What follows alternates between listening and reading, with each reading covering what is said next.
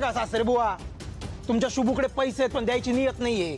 मला सांगा बाई कशी आली हो इथं? अहो ही गाडी इथं कशी आली हे आम्हाला खरंच ठाव नाही हो. मी सांगतो. श्रावणीनं शुभूची बाईक परत आणून दिली आहे. बाबो, पण त्या पोरीकडे कुठून आले एवढे पैसे? हो, शिक्षण मंत्र्याची पोरगी आहे ती. हो का? अहो कालपर्यंत दमडी नव्हती तिच्याकडे, तुमचा शुभू तिला मदत करत होता. मी सांगतो शोभे, शुभूने पैसे दिलेत या गाडीसाठी. त्या स्वीटीला माहित असेल ना काय ग? मला काहीच ठाऊक नाही.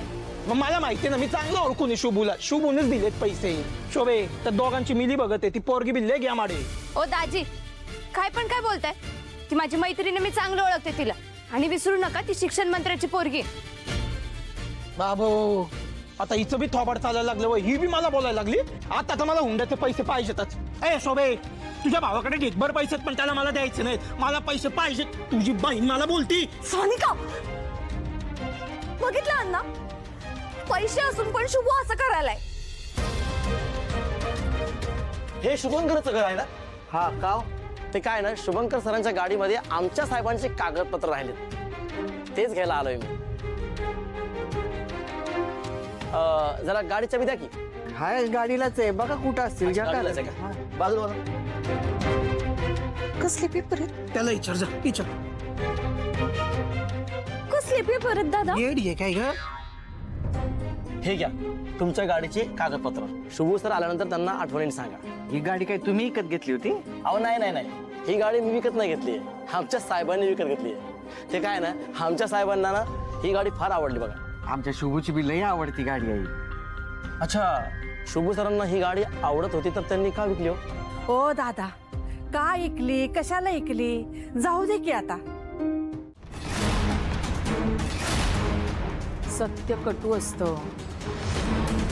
आता तुझ्या आईबद्दल काय काय खबरदार माझ्या आईबद्दल एक शब्द जरी बोललीस ना, तर मी हे विसरून जाईन की तू माझ्या बाबांची बहीण आहेस. काय करशील?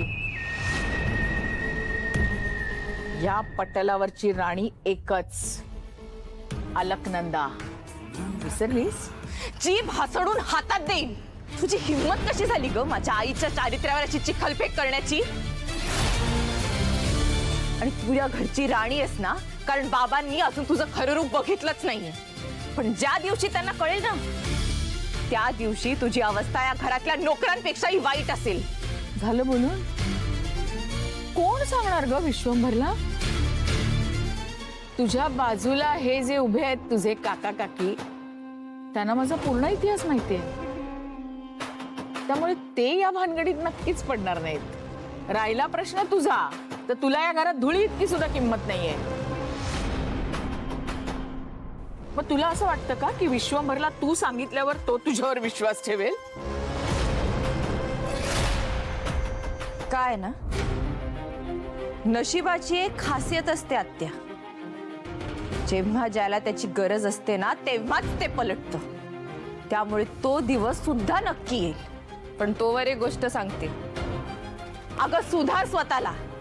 ही जी काही कारस्थानं करत असतेस ना, ती बंद कर आता.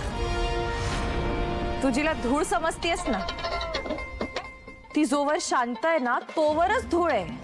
पण एकदा का तिचं वादळ झालं ना, की ती भल्या भल्यांना मातीत मिळवल्याशिवाय शांत राहत नाही. श्रावणी, तू तरी शांत हो ना, नको ना विषय वाढवू. का शांत राहू मी? ही बाई माझ्या आईवर नको नको ते आरोप लावतीये, कशी शांत राहू मी? खूप माज आलाय ग तुला. तुझा तोरा आता तुझ्या बापासमोरच कसा उतरवते ते बघ. नंदा का नको, नंदा का भैया ना कामात बिझी असेल. या सगळ्या गोष्टी त्याला सांगून त्याचं टेन्शन वाढवू नकोस. हल्ली तू हिची खूप बाजू घेत असतोस, लक्षात आलंय माझ्या. हे बघ ते नाही, तू काही बोलूच नकोस. आता या आगाऊ श्रावणीची कशी वाट लावते ना ते बघ तू. नंदा का शांत होतो, ऐक. हे बघ नंदा का फोन लाव. त्याचा फोन का लागत नाहीये? नंदा का प्लीज. भैया परवा येणार आहे ना, तेव्हा समोरासमोर सगळं बोल.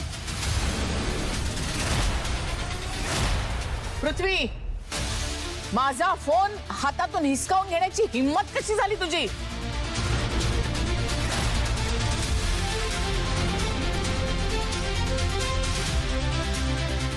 ऐक तू वाईट नको वाटून घेऊस. हे बघ काका, आत्या माझ्या आईबद्दल जे काही बोलली ना ते मला अजिबात नाही आवडत. नाही, एरवी ती मला जे काही बोलते ते सहन करतेच की नाही मी, पण माझ्या आईबद्दल कोणी वाईट बोललेलं मला अजिबात सहन होत नाही. नाहीच सहन केलं पाहिजे. बरोबर केलंस तू. पण मला ना आता वेगळंच टेन्शन आहे.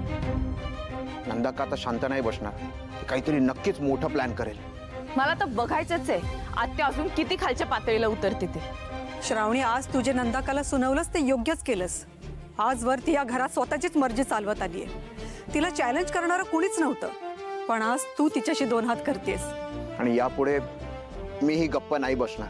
नाही नाही काका, हे बघ, मला असं वाटते तू आत्याची दुश्मनी ओढावून घेऊ नकोस. अगं, दुश्मनी नाही जरी केली तरी ती बाई या घरातल्या कोणाच्याच भल्याचा विचार करू शकत नाही.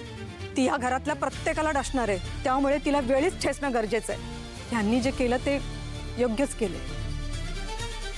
तुम्ही दोघांनी जर असं केलं ना तर मी नसताना ती तुम्हाला सुद्धा त्रास देईल. श्रावणी, अगं, आम्हाला त्रास देईल ते आम्ही बघून घेऊ, पण तू नको काळजी करूस. खरं तर तुझ्या काकाने हे आधीच करायला हवं होतं. आम्ही तुझ्या पाठीशी खंबीरपणे आधीच उभं राहायला हवं होतं, पण अजूनही वेळ गेलेली नाहीये. श्रावणी, हे बघ, अपर्णा बरोबर बोलते. यापुढे आम्ही तुला एकटं नाही सोडणार. पण काका, हे बघ, तू आमची काळजी नको करूस.